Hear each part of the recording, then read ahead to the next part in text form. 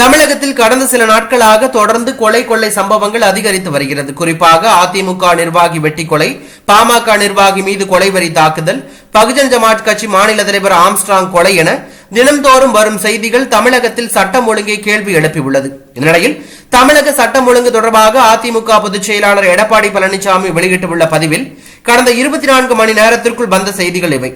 புதுக்கோட்டையில் மர்ம நபர்களால் இளைஞர் வெட்டி படுகொலை. தஞ்சாவூர் மங்களாபுரம் பகுதியில் 21 வயது இளைஞர் வெட்டி படுகொலை. தேனியில் குண்டர் சட்டத்தில் சிறை சென்று வந்தவரை கொடிய ஆயுதங்களுடன் ஒரு கும்பல் கொல்ல முயற்சி. இனி இந்த விடியா திமுக அரசின் முதலமைச்சரிடம் சட்டம் ஒழுங்கை பாதுகாக்க வலியுறுத்தி எந்த பயனும் இல்லை. எனவே மக்கள் பணியில் நீங்களும் உள்ளீர்கள் என்ற அர்ப்பணிப்போடு தமிழ்நாட்டின் சட்டம் ஒழுங்கை காக்க வேண்டிய காவல்துறை அதிகாரிகளை கேட்டுக்கொள்கிறேன். விடியா திமுக ஆட்சியில் தமிழ்நாட்டில் யாருக்கும் பாதுகாப்பு இல்லை என்று உறுதியாகிவிட்டது. மக்களே, நமக்கு நாமே பாதுகாப்பு என எடப்பாடி பழனிசாமி கூறியுள்ளது பரபரப்பை ஏற்படுத்தியுள்ளது.